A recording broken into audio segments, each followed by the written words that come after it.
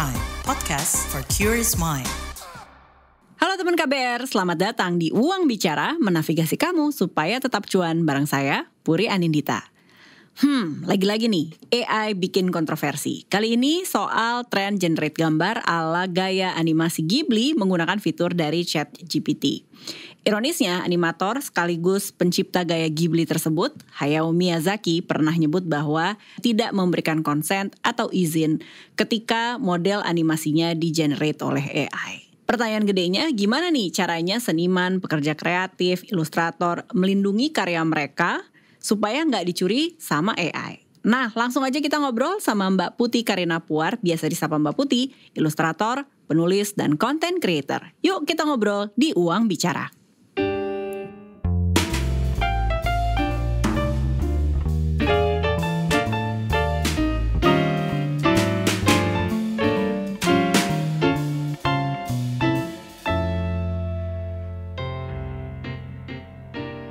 Selamat datang di Uang Bicara, halo. Halo Mbak Puri, halo teman KBR. Seneng banget udah bisa ngobrol sama ilustrator. Ada yang udah familiar pasti lewat social media, tapi untuk yang baru kenalan lewat episode ini boleh diajak throwback. Jadi ini spill sedikit ya teman KBR, kami itu pernah berada di sebuah industri oil and gas. Terus aku kaget pas ngelihat karyanya Mbak Putih, tunggu. Ini Mbak Putih yang dulu di oil and gas? Iya gitu. Nah boleh gak ajak kami throwback ke situ sampai akhirnya sekarang jadi ilustrator, bikin buku, dan bukunya ini mau rilis sebentar lagi juga di Malaysia. Boleh bawa kami ke sana dulu? Oke, jadi sebenarnya aku itu memang kuliahnya jurusan geologi. Gini salam kenal untuk teman-teman KBR. Nah, jadi aku sebenarnya dari kecil tuh suka gambar. Cuman karena pada zaman itu ayahku kan ya baby boomers, terus dia kerja di perusahaan minyak. Nah, dia bilang, wah kalau jadi seniman nih nanti gimana, mau makan apa gitu, bisa bertahan hidup atau enggak. Sehingga akhirnya dia bilang, udahlah kamu masuk geologi aja, itu juga lihat-lihat gambar-gambar batu kok gitu. Nah terus akhirnya aku masuklah jurusan geologi dan memang sempat kerja di industri oil and gas selama 5 tahun sebagai geologis. Nah tapi karena aku memang menggambar dan menulis itu suka, ya jadi aku masih menjadikan itu sebagai hobi. Nah begitu aku menikah dan akhirnya memutuskan untuk resign. Nah, si kegiatan menggambar aku inilah yang akhirnya aku jadikan profesi baru, yaitu sebagai ilustrator. Jadi sampai hari ini aku memulai jadi ilustrator yang paid gitu ya, itu di 2014. Jadi sekarang mungkin udah 11 tahun. Wow, oke. Dari situ mulai merambah ke publishing gitu ya, maksudnya buku dan tetap berkarya. Nah, kembali ke topik yang sekarang lagi hangat, soal perkembangan AI. Kita tahu AI akan membantu produktivitas, tapi gimana sih pakai kacamata dari pekarya yang ada di industri kreatif? Boleh kasih tahu pro dan konnya dari perspektifmu? Oke, jadi sebenarnya gini, kalau kita ngomongin soal, kan memang kayaknya AI ini lagi heboh banget gitu ya, dan menurut aku ada 2 aspek nih yang kita perlu cermati gitu kalau soal AI dan ilustrator. Yang pertama adalah yang tadi terkait Mbak Puri bilang soal studio Ghibli, Hayao Miyazaki, dia tidak konsen, itu adalah soal copyright.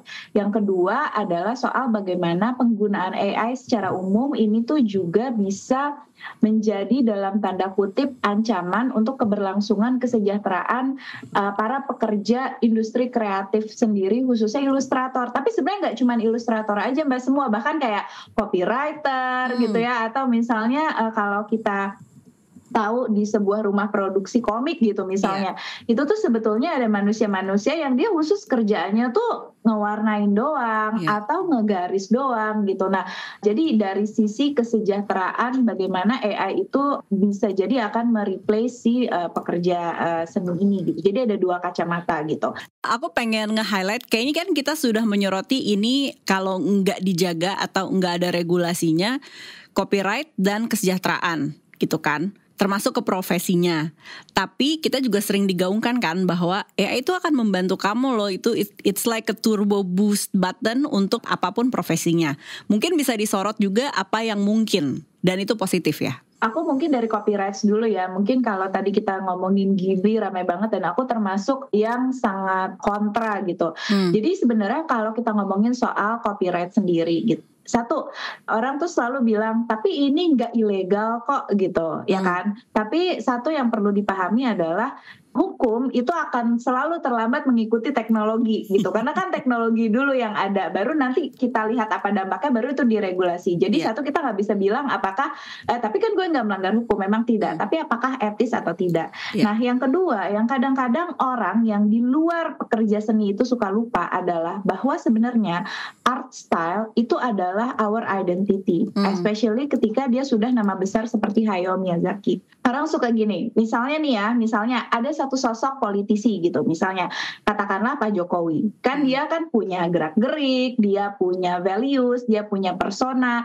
yang sehingga kalau ada fotonya si Bapak melakukan sesuatu, itu bukan hanya fotonya saja kan, tapi segala atribusi yang melekat di beliau itu orang akan menyasar ke situ gitu. Nah, katakanlah Mbak Puri gitu, seluruh gerak-gerikmu, identitasmu itu dimasukkan ke dalam AI, terus kemudian akhirnya orang bisa mengenerate versi lain dari dirimu yang melakukan sesuatu yang against your will. Misalnya kayak tiba-tiba Mbak Puri ngomong, oh ya aku cinta Israel gitu kan, kita pasti nggak terima kan gitu. Nah yang orang-orang suka lupa adalah bahwa buat seniman, art style itu adalah their identity.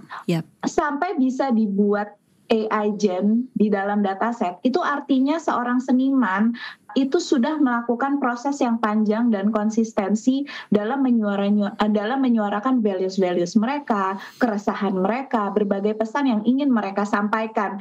Konsisten sampai akhirnya orang bilang, oh itu Ghibli, oh itu Pixar, oh itu Disney. So it's an identity. Itu bukan hanya orang bilang, tapi kan kalau niru-niru aja manusia juga bisa niru.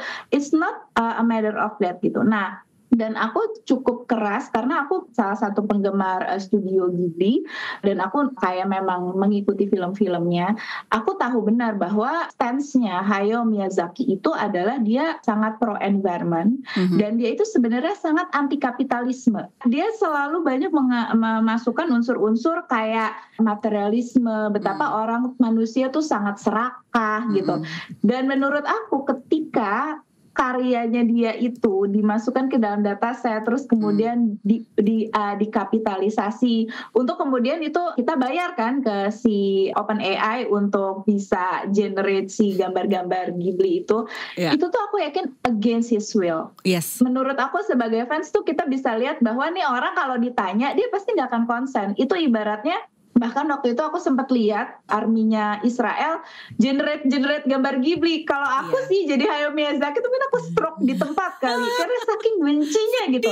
Karena itu identity kita gitu. Ibaratnya aku ngebayangin karya aku yang biasanya sangat pro ibu-ibu tiba-tiba di generate bilang, oke, bapak-bapak poligami ya Pak. Kan kita pasti sakit hati banget gak sih? Nah, jadi itulah yang sebenarnya menurut aku orang tuh suka art style itu kan nothing new under the sun gitu kan, kita semua tuh juga terinspirasi dari orang lain. Tapi when it comes to specific attribute gitu ya, itu tuh sebetulnya adalah we do something against the consent of si senimannya gitu. Iya, ini makasih banget udah langsung segue ke arah sana, karena ketika ini lagi kisruh di sosial media, kita kan juga diingatkan dengan timbulnya ada video klip di mana Hayao Miyazaki itu sedih banget. Bahkan ketika berinteraksi dengan orang tech bro lah kita bilangnya gitu ya, datang memperkenalkan sebuah teknologi. Kita nggak tahu persis apakah ini AI atau tidak. Cuman di situ terjadi percakapan dan terlihat beliau tuh sedih dan nggak suka sama ide ini. Tetapi kemudian kan obrolan ini terus bergerak gitu. Ya gimana dong kalau misalnya kita sudah ada di era ini dan nggak bisa balik lagi. Sehingga cara ilustrator untuk bisa punya kontrol atas ini adalah bekerja sama dengan si giant-nya ini, tech giant-nya. Menurutmu bagaimana? Apa yang bisa kita kontrol di era sekarang?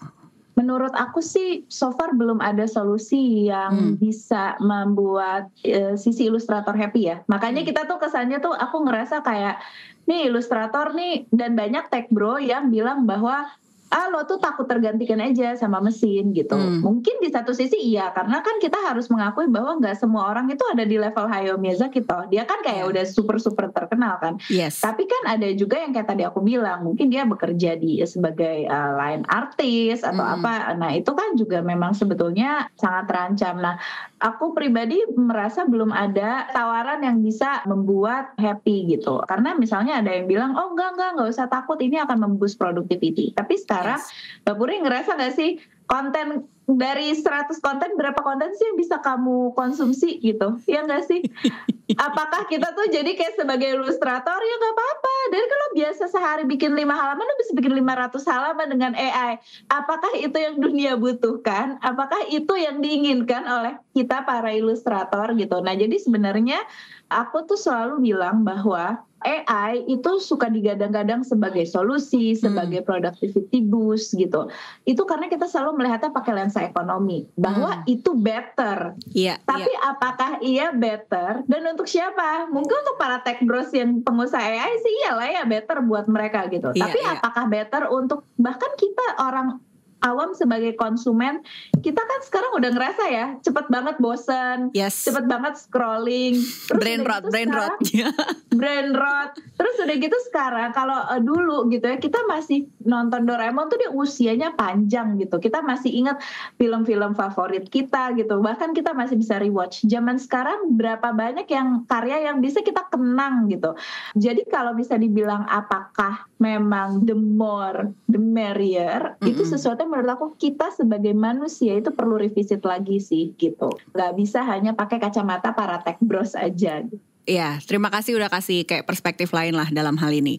Nah, aku mau ngajak throwback juga. Ini konteks untuk teman KBR yang lagi nyimak Uang Bicara. Mbak Putih ini diundang audiensi sama MPR di Maret 2025. Semoga aku gak salah ngutip bulannya ya.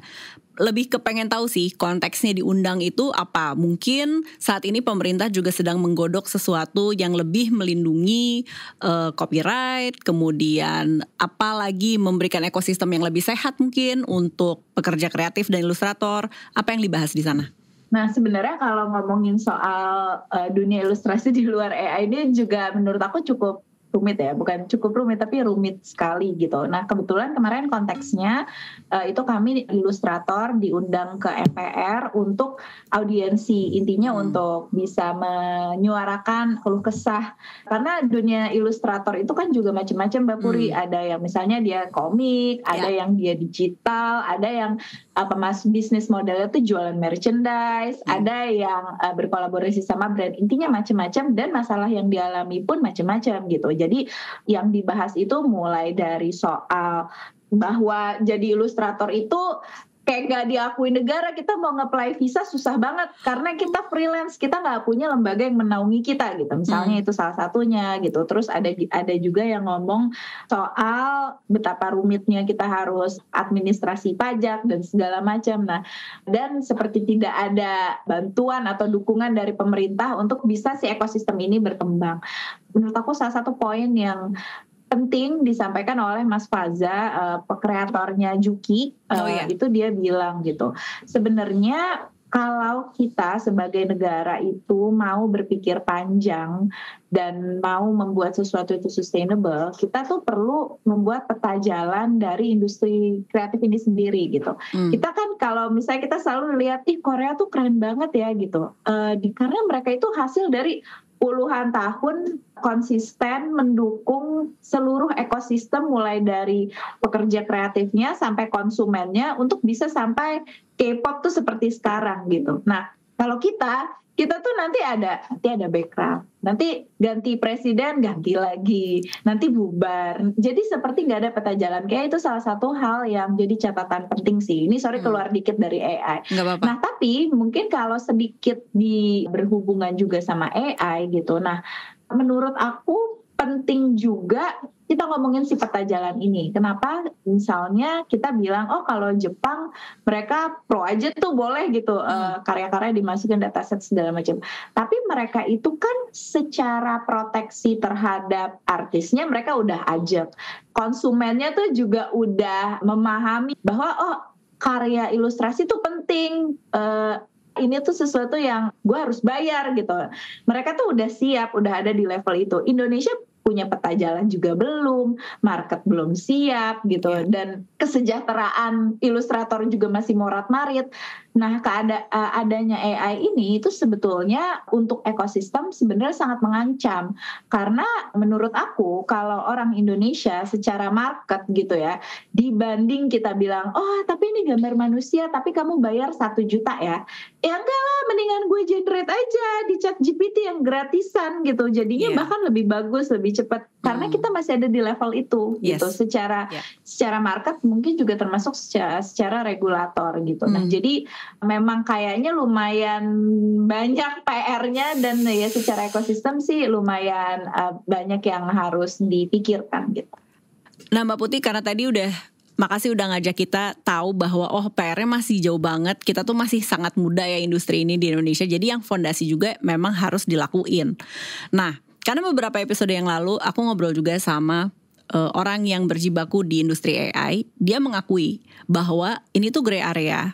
Maka solusi yang paling bisa dilakuin saat ini adalah pakai asosiasi. Jadi ilustrator-ilustrator yang struggling artist atau yang ibaratnya ya kita kan belum seterkenal Studio Ghibli gitu misalnya atau Hayao Miyazaki, kita bisa bersuara lewat asosiasi. Asosiasi itu nanti akan menyampaikan ke tech companies lah gitu, supaya nah efek sampingnya kan dengan kemarin ribut Hayao Miyazaki nggak suka, ya sekarang style Ghibli di ChatGPT kan udah diblok tuh, jadi nggak bisa gitu. Walaupun kayaknya sih KW11-nya mah ada aja gitu. Nah, aku mau minta perspektifmu sih, apakah ini bisa kayak jalan cepat supaya kita nggak berantem dan nggak ada efek apa-apa gitu aja sih.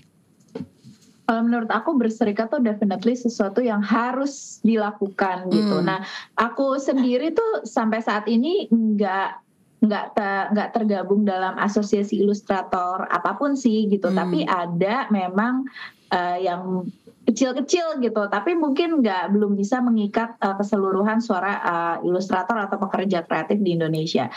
Yang bahkan sebetulnya bukan hanya soal AI sih, kebutuhan untuk berserikat ini tuh sangat dibutuhkan bahkan untuk hal-hal yang lebih foundational lainnya, Mbak Puri. Misalnya soal harga, kita itu sebagai ilustrator itu nggak punya standar harga. Jadi bisa ada orang yang ngasih harga 5.000 commission, ada juga yang bisa ngasih harga puluhan juta. Itu kan timpang banget ya gitu. Nah, bahkan sekarang pun kalau misalnya ilustrator ditanya, lo red card lo berapa sih gitu, itu juga nggak ada yang saling tahu sama lain. Nah, tapi kayak misalnya nih ada kayak asosiasi namanya Clear. Clear itu khusus untuk ilustrator buku anak. Mereka tuh punya kayak guideline panduan minimal 1 halaman itu dibayarnya sekian sampai sekian. Harusnya itu menurut aku bahkan secara umum tuh ada gitu naungannya. Nah, kalau di Amerika itu memang ada, setahu aku tuh memang ilustrator punya guildnya sendiri. Scriptwriter tuh punya guildnya sendiri. Makanya sempat ingat kalau ada kayak ini penulis di Hollywood tuh demo gitu, strike, karena mereka tuh under satu guild itu. Nah, di Indonesia kayaknya itu yang belum, dan sebetulnya harusnya tuh memang ada, karena ini yang tadi aku bilang gitu, bukan hanya soal AI, gimana juga ibaratnya tadi hal sesederhana mau nge-apply visa kan. Kalau dipikir-pikir juga mungkin imigrasi susah ya, mau kita under apa nih payungnya, karena semua freelancer ya. Sebenarnya justru harusnya ya asosiasi itulah yang ini, tapi sepemahaman aku belum ada yang solid banget sih gitu. Kalau kayak asosiasi desain grafis tuh ada, aku tahu, tapi apakah berserikat itu untuk kemudian punya suara yang lebih politikal ke regulator, itu belum sih. Tapi definitely itu sesuatu yang sangat bisa diusahakan. Itu tadi Putih Puar, ilustrator, penulis, dan content creator. Masih banyak loh yang mau saya tanyain lagi. Jadi jangan kemana-mana, tetap di Uang Bicara. Bagaimana kamu melihat cinta? Seberapa jauh eksplorasimu soal cinta? Nikah, pacaran, cinta aja nggak cukup gitu. Tapi kalau saya bilang cinta aja tuh cukup. Makna cinta, Cile, aduh. Pokoknya ketika bilang cinta itu gue cuma tahu kalau you fall in love with the person and the complete package of the person ya. Cinta itu bisa menyenangkan, tapi cinta itu kadang rumit. Tiap orang punya ragam cerita cintanya. Love Buzz membebaskan kamu mendefinisikan dan mengalaminya. Ekspektasi itu ada kayak banting-banting meja, banting-banting piring gitu. Tapi gue ngerasa if I feel it, I need to say it. Dengarkan Love Buzz di kbrprime.id. Tersedia juga di platform mendengarkan podcast lainnya. Love Buzz, membicarakan perkara yang tidak dibicarakan ketika berbicara perkara cinta.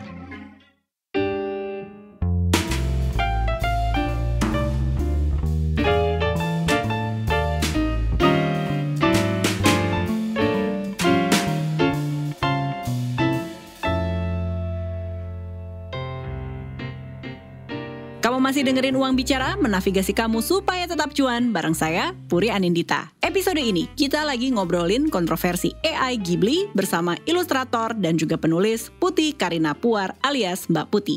Kita lanjut ya. Nah, sekarang kalau ngomong perlindungan, kita kan di Indonesia ada HAKI ya, kekayaan intelektual gitu ya.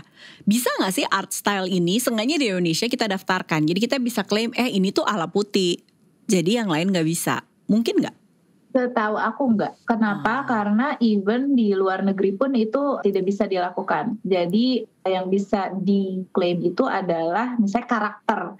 Dan karakter ini tuh dia kayak harus, kalau di Indonesia ya, kita tuh harus spesifik. Misalnya kayak Mickey Mouse kupingnya 2 besar, ini dimensinya berapa. Nah itu bisa, tapi lebih kayak dia tuh tidak boleh dipakai sama tempat lain untuk diperdagangkan gitu. Nah itu tuh bisa, tapi jadi lebih kayak mengatur hak kapitalisasi ya dari si produk intelektual itu sendiri gitu. Tapi kalau the whole art style itu nggak bisa sih Mbak, karena memang itu secara umum gini.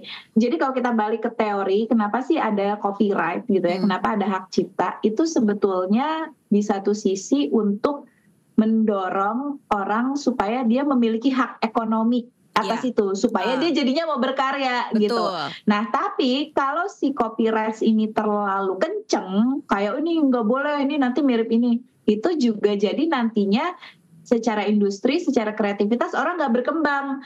Karena ya nanti kalau gue bikin ini mirip Mickey Mouse, nggak usah bikin deh gitu. Jadi kebayang gak sih? Jadi si copyright ini tuh memang antara dia mendorong, tapi dia juga tidak boleh begitu ketat untuk melakukan perlindungan sehingga sampai akhirnya yang lain tuh tidak mau berkarya. Iya. Baru akan tanda kutip dipermasalahkan ketika itu diperjualbelikan atau diadopsi menjadi merch gitu kali ya, misalnya ya.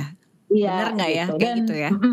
Benar. Dan itu pun aku nggak tahu ya, bahkan kalau di Indonesia sih kayaknya polisi dibilangin hak cipta tuh kayaknya masih jauh deh dari level itu. Tapi bahkan kayak misalnya di US, jadi aku sebagai konteks, jadi aku belajar ini di course media law-nya dari New York University. Jadi memang di situ untuk kasus-kasus klaim-klaiman hak cipta pun tuh nggak sesederhana itu gitu. Makanya sekarang pun ketika dibilang OpenAI itu mau digugat, itu agak bukan hal yang mudah gitu, karena ada di tadi gray area tadi. Iya. Nah balik lagi, Mbak Putih kan sering kalau kita dengerin siapapun ya yang atas nama AI company tuh bilang, tapi kan kita berprosesnya, jadi ini tuh nggak bisa dibilang sebagai hasil akhir gitu ya. Mungkin tadi Mbak bilangnya ya, tapi kan kita ada kayak bagian dari kita masuk ke dataset.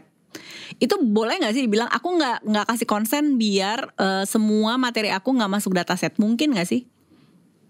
Nah itu dia yang sebenarnya sekarang lagi banyak digugat, adalah karena ya data-data yang masuk itu tuh tidak ada yang pakai konsen. Pernah nggak kayak si Ghibli itu ditanyain, boleh nggak data bapak saya masukin supaya bisa jadi jadwal? Karena aku yakin semua ilustrator nggak akan ada yang mau bilang yes. Yes.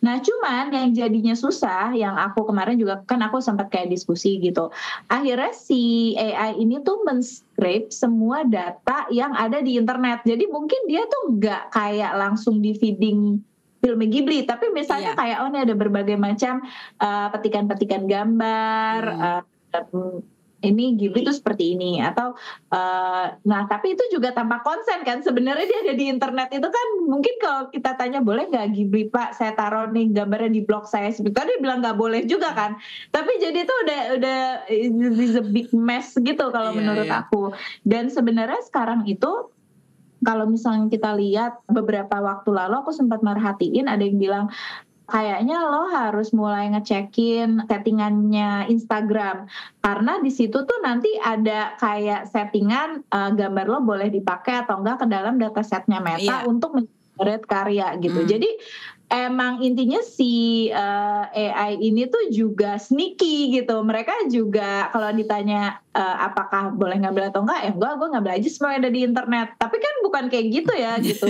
Dan mentang-mentang lo bisa ngambil semuanya terus menurut lo ya nggak semua juga gue ambil kan bukan gitu logikanya gitu. Iya. Hanya karena itu out in the open. In this second life kan dibilangin gitu ya. Kamu jadi bisa melakukan apa aja dengan itu gitu ya. Ya paham. Ini mau ngobrolin apa yang sempat ramai juga. Ada cover buku terbitan salah satu penerbit besar di Indonesia diduga menggunakan AI. Kemudian klarifikasi bahwa itu hasil komisi kok, benar-benar pakai ilustrator beneran gitu. Terus ilustratornya juga kasih share draft gambar, revisinya karena masih banyak yang ragu gitu. Tapi kemudian muncul kecurigaan, jangan-jangan nih kliennya nih yang kasih referensi gambar AI. Terus revisinya berkali-kali sampai menghilangkan art style dari ilustrator ini. Ini kan contoh sempurna bahwa kalau bahasa Sunda ini pabaliet ya. Jadi sekali lagi gimana dirimu memandang ini? What could be better? Ya kan, biar ada lesson learn-nya gitu dari kejadian ini untuk semua. Ya, jadi gini, ini kebetulan aku tahu dan buku aku diterbitin sama penerbit ini juga. Jadi aku berharap ini tidak di-take sebagai sesuatu yang menyerang. Makanya sampai aku tuh kayak waktu komen tuh juga disclaimer dulu. Tapi sebenarnya gini, kasusnya untuk ini adalah si penulis itu dia emang suka, jadi buku itu kayaknya diterbitkan karena udah ada existing karya di Instagram. Existing karya di Instagramnya itu memakai gambar-gambar gen AI gitu, yang sangat AI. Nah, si penulisnya ini atau co-autornya ini, itu dia merasa ya identitas karya gue tuh adalah si gen AI ini gitu. Jadi dia udah merasa si karya AI ini adalah identitasnya dia. Tanpa gambar dengan style seperti itu bukanlah karyanya dia. Oke, itu satu hal. Udah satu kepabaliatan menurut aku kayak. Oke, ini lo pakai AI sebagai identity lo. Oke, interesting. Tapi oke lah gitu. Nah, terus udah gitu akhirnya mau diterbitin sama penerbit dan kemudian akhirnya si penerbit tidak mau pakai karya AI, tentu saja dia commission. Sebenarnya si ilustrator ini udah berusaha untuk menggambar dengan tangannya dia gitu. Nah tapi si ya co-autor ini loh, tapi itu bukan gue, identitas gue adalah si gen AI itu ini. Karena dia yang bikin promptnya sampai akhirnya jadi itu gitu kali ya. Gitu. Terus jadi kayak ya lo harus bikin semirip ini. Nah jadi yang menurut aku ini tuh udah benar-benar wah ini udah mau kiamat nih kayaknya ilustrator, udahlah pada jadi petani aja. Itu adalah karena si akhirnya ilustrator itu harus nge-trace si gen AI. Jadi orang tuh kebalik. Orang kan gen AI itu nge-trace karya ilustrator. Ini ilustrator ngikutin AI, gitu. Nah, sekarang kan pertanyaan orang-orang adalah oke, jadi itu karya AI atau karya ilustrator? Betul. Karena kan penerbit bilang enggak, gue nggak pakai AI, gue pakai ilustrator. Itu benar. Jadi semua pendapat valid. Jadi kalau dibilang pabaliet mah ini mah udah benar-benar pabaliet versi quadruple. Karena bener pada akhirnya aku juga gini, iya ya kalau kayak gini berarti penerbit benar kan, dia bilang enggak, gue commission. Dia commission, benar-benar ada gitu ilustrator real gitu. Iya, ilustrator juga gue gambar benar-benar pakai tangan. Oke. Terus si yang penulis juga, tapi gue mau identitasnya seperti ini. Ya udah, nggak ada. Menurut aku ya susah. Nah cuman gini, kalau misalnya terus ditanya, ya udah nggak ada masalahnya dong gitu. Nah menurut aku mungkin beberapa poin yang perlu di highlight adalah satu, nih nextnya gimana nih kalau misalnya karya si Gen AI ini apakah bisa diakui sebagai identitas tertentu? Permasalahannya gini Mbak Puri, kalau misalnya tiba-tiba aku gitu ya kayak Putih, aku masukin aja prompt yang mirip, terus aku bikin karya yang sama, dia nggak bisa nuntut karena itu kan bukan gambar dia, itu kan gambar Gen AI. Kebayang nggak? Right. Oh iya bener. Nggak, tadi aku mikirnya pakai kacamatamu. Jadi dirimu embracing it. Jadi AI itu adalah intern kamu untuk mengerjakan desain-desain kamu. Tapi kan belum tentu itu kamu. Kalau orang lain tiba-tiba mau nyontek aja gimana?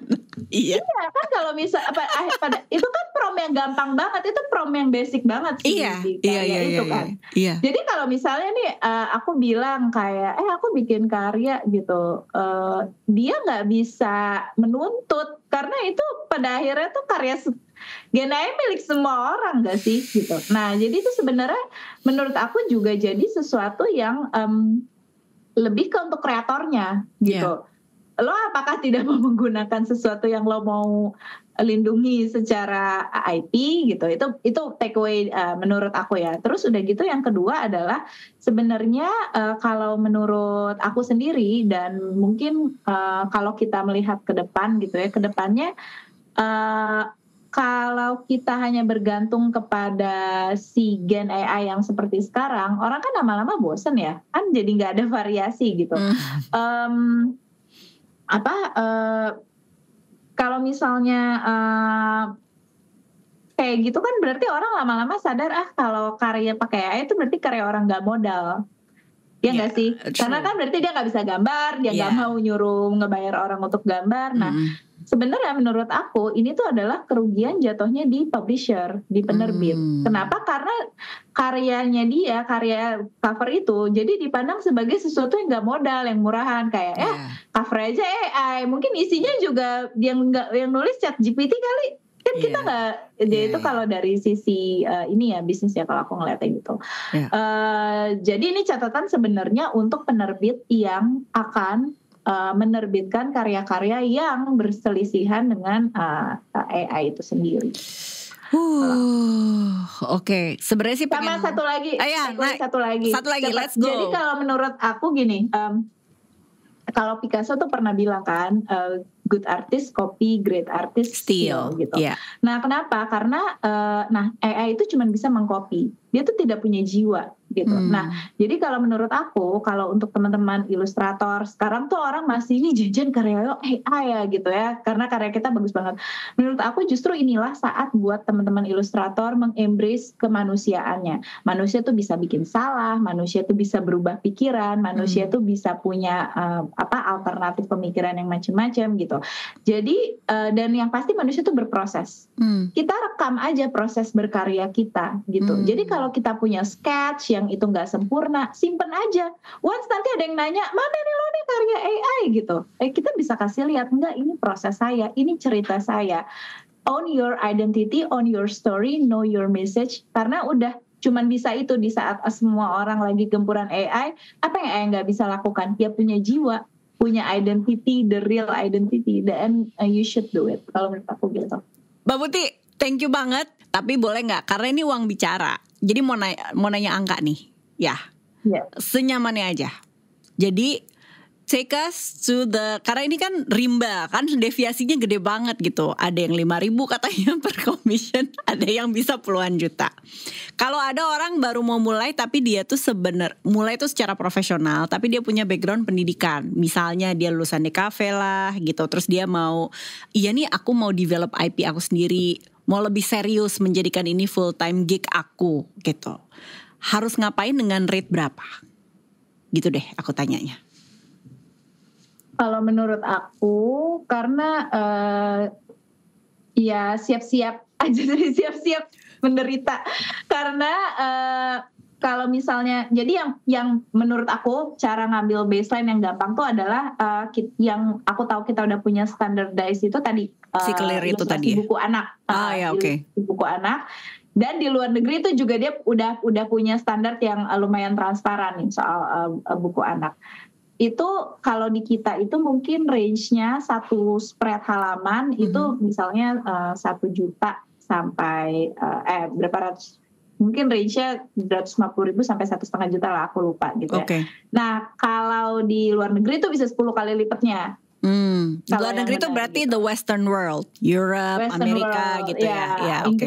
Inggris kali ya, Inggris, Amerika gitu sebagai benchmarknya. Jadi dan itu kalau buku anak tuh kompleksitasnya kayak lumayan kompleks kan, prosesnya panjang ini, dan sayangnya buku anak tuh juga salah satu yang ya struggling juga gitu secara nanti secara bisnis proses. Mungkin itu kali ya kalau secara angka gitu. Jadi mungkin range-nya di masih ratusan ribu sampai jutaan. Tapi kalau misalnya udah sampai di level yang tinggi gitu ya, apalagi udah misalnya berhubungan sama entitas tadi barat, itu bisa nyampe di angka ratusan juta sih Mbak Puri. Wow. Dan jadi, ketika bicara satu spread tuh seberapa sih, misalnya A4 atau A3? Kalau gini, jadi tergantung penggunaan. Kalau yang ratusan juta itu mungkin yang misalnya dia benar-benar dijadiin kayak stiker Facebook, stiker digital, jadi kayak benar-benar tuh produk yang populer dan dipakai oleh tech company yang besar, atau Google Doodle gitu. Itu tuh mungkin bisa besar sekali, apalagi rate dolar gitu. Nah tapi kalau yang lokal gitu ya, bukan anak, yang mungkin range-nya di juta lah gitu. Nah yang kadang tuh orang suka nanya gitu, Mbak sebenarnya gimana sih menentukan harga gitu. Nah ini tuh memang tricky sih gitu, dan menurut aku dari waktu ke waktu tuh juga namanya juga market ya, kan dia supply demand. Sekarang tuh menurut aku banyak ilustrator, semakin banyak ilustrator, dan gadgetnya tuh semakin aksesibel. Kalau dulu kan yang bisa bikin digital art itu mungkin yang bisa beli iPad dan only iPad. Kalau sekarang kan ada lebih banyak flagship yang lebih murah gitu, sehingga pasti harganya tuh juga akan lebih murah gitu. Kalau menurut aku sih yang penting adalah untuk teman-teman ya diusahain aja minimal UMR, dan itu pinter-pinter teman-teman untuk nanti membagi-bagi ininya sih, dalam sehari berapa jam kerja, 1 jam kerja itu bisa menghasilkan berapa banyak, bisa coba mulai dari perhitungan seperti itu. Baru aja kita ngobrol sama Putih Karina Puar, ilustrator, penulis, dan juga content creator. Mudah-mudahan episode ini bisa nambah insight untuk kamu ya. Nah, kalau kamu punya kritik, saran, atau ide topik soal keuangan dan literasi finansial yang pengen dibahas, ditunggu ya emailnya di podcast@kbrprime.id dengan subjek Uang Bicara. Teman KBR, ini nih, jangan lupa ada info baru. Isi ya survei yang lagi berlangsung. Boleh scan barcode di akun Instagramnya KBR. Tungguin, ada yang spesial nih dari Uang Bicara. Saya Puri Anindita pamit, dengerin terus Uang Bicara, menavigasi kamu supaya tetap cuan setiap Kamis di KBR Prime, Spotify, Noise, dan platform mendengarkan podcast lainnya. Bye for now.